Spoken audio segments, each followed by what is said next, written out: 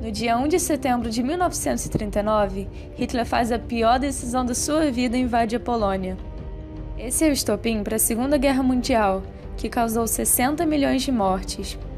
Mas, para entendermos melhor, precisamos voltar lá no fim da Primeira Guerra. Ela acabou muito mal resolvida e com a Europa totalmente devastada. Essa crise econômica que ela estava passando só piorou com a quebra da Bolsa de Valores na crise de 29. Isso contribuiu para que as pessoas, que já estavam bastante ferradas, perdessem a fé na democracia e no liberalismo, assim passando a apoiar regimes extremistas. Mas o quê? A Liga das Nações, que era um órgão internacional para manter a paz, falhou miseravelmente. Houve também um avanço comunista na Europa, consequente da Revolução Russa. Simultaneamente, várias nações se uniram pelo anticomunismo, com medo de acontecer com suas nações o mesmo que aconteceu com os russos. Mas a consequência mais importante de toda essa treta foi a ascensão do fascismo e do nazismo. Lembra que no final da Primeira Guerra foi criado o Tratado de Versalhes, que culpava a Alemanha pela guerra e ferrava ela de todas as formas? Se você não lembra, tem vídeo aqui. Mas, enfim, por causa do Tratado de Versalhes, ela estava muito fraca, nadando no desemprego e na inflação, com a política totalmente louca. Assim como na Itália, as pessoas estavam perdendo a fé na democracia, o que deu força para que o partido nazista crescesse. Eles tinham crenças praticamente iguais à do fascismo. A grande diferença é que no nazismo eles defendiam, além de tudo isso, a superioridade racial, que é aquele famoso discurso: a raça ariana é biologicamente melhor que as outras. Além disso, eles tinham ódio às minorias, como os homossexuais, ciganos, principalmente judeus, que é conhecido como antissemitismo. Eles defendiam a teoria do espaço vital, que é a ideia de expandir geograficamente o nazismo e unir a raça ariana em um só território. A fim de atingir esse objetivo, Hitler já estava com a guerra toda planejada na cabeça. Ele já tinha feito aliança com a Itália e o Japão, só no caso de acontecer alguma coisa. Também fez uns acordos secretos com a União Soviética. O principal foi o Pacto de Não Agressão, que dizia que a Alemanha não ia atacar os russos nem vice-versa. E se conquistassem a Polônia, ela seria dividida em duas zonas de influências, nazista e soviética. A gente sabe que Adolfinho não descansa até conseguir o que quer. Os nazistas estavam anexando muitos territórios, entre eles até a Áustria. E o que fizeram as potências europeias diante dessas invasões, que iam contra o Tratado de Versalhes? Nada. A França e o Reino Unido aplicaram a política do apaziguamento, que significa praticamente não intervir nas atitudes da Alemanha para não criar mais treta, e assim manter a paz na Europa. Para eles não valia a pena sacrificar a paz no continente por causa disso. Mas enfim, aproveitando a situação, Hitler queria muito mesmo a Polônia, porque além de ser um território que dividia a Alemanha em dois pedaços, o famoso corredor polonês, no país viviam muitos judeus, um dos motivos pelos quais a maioria dos campos de concentração seriam instalados lá, inclusive Auschwitz, o maior de todos os tempos. Até que em 1939, Hitler invade a Polônia, matando cerca de 6 milhões de pessoas entre ataques relâmpagos e invasões aéreas. Com isso, a França e o Reino Unido declaram guerra à Alemanha, cumprindo o acordo que já tinham feito com a Polônia caso ela fosse atacada. E assim começa a Segunda Guerra Mundial. Vamos definir os times então? No eixo temos a Alemanha, o Japão e a Itália, versus os aliados, onde temos a princípio a França e a Grã-Bretanha. Depois de um tempo também se aliam a eles a União Soviética e os Estados Unidos, mas isso eu vou explicar daqui a pouco. A guerra também acontecia ao mesmo tempo na África. Muitas colônias ainda buscavam por suas independências, enquanto sofriam nas mãos do imperialismo. A coisa também não estava bem para o lado do Pacífico.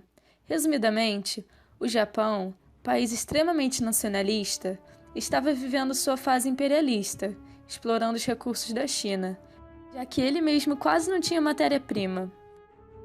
O Japão se envolveu em diversas guerras ali na Ásia para expandir seu domínio.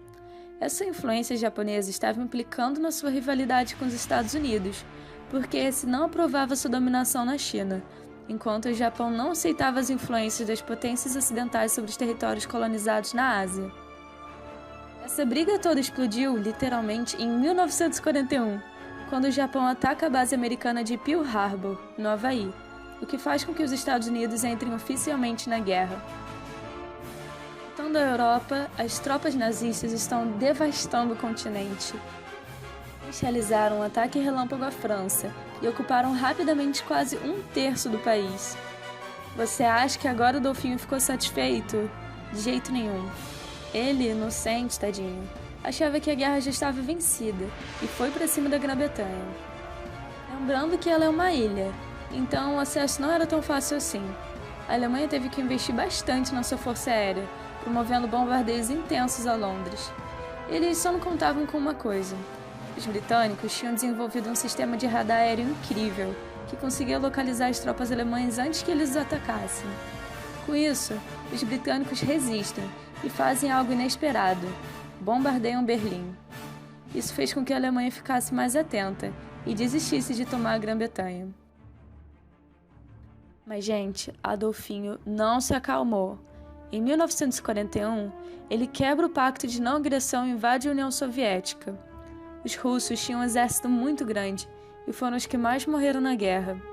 Mesmo assim, resistiram e conseguiram bravamente impedir o avanço nazista. Uma das batalhas mais populares foi a de Stalingrado, onde a Alemanha tinha que ganhar o combate nazismo versus comunismo por uma questão de honra. Por esse motivo, investiu muito militarmente, perdendo dinheiro e soldados em uma escala absurda.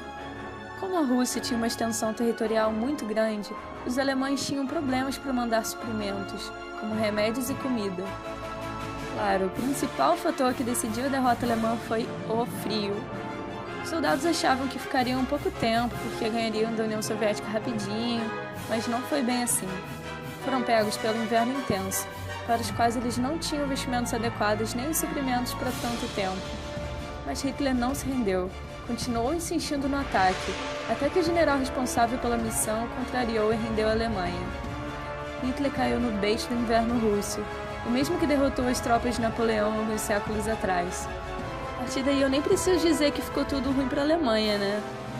A insistência no inverno soviético enfraqueceu muito as forças nazistas. Nesse tempo, os aliados conquistaram a Itália e tiraram Mussolini do poder. Realizaram também um ataque surpresa aos alemães, que ficou conhecido como Dia D, desembarque das tropas dos aliados na Normândia. Eles derrotaram os alemães e devolveram as terras que Hitler tinha conquistado, como a cidade de Paris. Já muito enfraquecido, em 1945 ele e sua esposa se suicidam, e o general responsável pela Alemanha rende, durante a Conferência de Yalta. 2 dias antes, Mussolini também havia sido assassinado. Então, isso significa que a guerra acabou? Não. Os japoneses ainda estavam de pé. Eles estavam fazendo todos os esforços possíveis para vencer a guerra, inclusive missões suicidas de ataque aéreo às bases americanas nas ilhas do Pacífico, os famosos pilotos kamikazes. Os Estados Unidos, após um combate intenso na ilha de Midway contra os japoneses, queriam dar um fim à guerra de vez. Para isso, utilizaram pela primeira vez a tecnologia desenvolvida no Projeto Manhattan, a bomba atômica. Lançou ela em 1945 sobre uma cidade japonesa de civis chamada Hiroshima. Foram mortos mais de 100 mil pessoas na hora, e várias sofrem até hoje com as consequências da radiação. Nem assim o Japão se rendeu. 2 dias depois, os Estados Unidos lançam outra bomba, dessa vez sobre a cidade de Nagasaki. O último membro restante do eixo se rende, e a Segunda Guerra Mundial é finalizada. Há uma crítica muito grande de que não havia uma real necessidade dos americanos usarem as armas nucleares, principalmente porque foram 2 vezes em um curto período de tempo, visto que os japoneses não tinham condições de resistir. Há interpretações que ele fez isso para reafirmar sua superioridade bélica e mostrar para o mundo que eles de fato não têm medo de usá-la. Beleza, mas quais foram os resultados de todo esse massacre que a gente chama de Segunda Guerra Mundial? Foram 60 milhões de mortos, sendo classificado como o maior conflito que já existiu na humanidade. Devemos ressaltar a questão dos judeus, que foram assassinados em massa em campos de concentração, junto a outras minorias, como ciganos, homossexuais e comunistas. O pior é que ninguém sabia da existência dessas chacinas até 1945, quando os aliados descobrem essas atrocidades e libertam os prisioneiros, mostrando ao mundo a verdadeira face do nazismo. Para penalizar os crimes de guerra, foi feito o julgamento de Nuremberg. Porém, muitos dos militares incriminados fugiram para a América do Sul, e sim, alguns deles até se refugiaram no Brasil. Como uma tentativa de reverter os danos aos judeus, a recém-criada Organização das Nações Unidas forma o Estado de Israel, para que eles possam ter seu Estado oficial em sua terra prometida. Acontece que esse território já estava habitado pelos palestinos, mas isso é história para outro vídeo. Os Estados Unidos lucraram muito com a guerra, levando em conta que ele era o principal fornecedor de armas e outros suprimentos. A guerra conseguiu reerguer sua economia, fazendo com que ele se recuperasse de vez da crise de 29. Agora, poderoso, estava pronto para fincar outro combate, a Guerra Fria. Para encerrar tudo isso, foi feita a Conferência de Potsdam, onde se reuniram os grandes líderes mundiais, Stalin, Truman e Churchill, para decidir os rumos da história.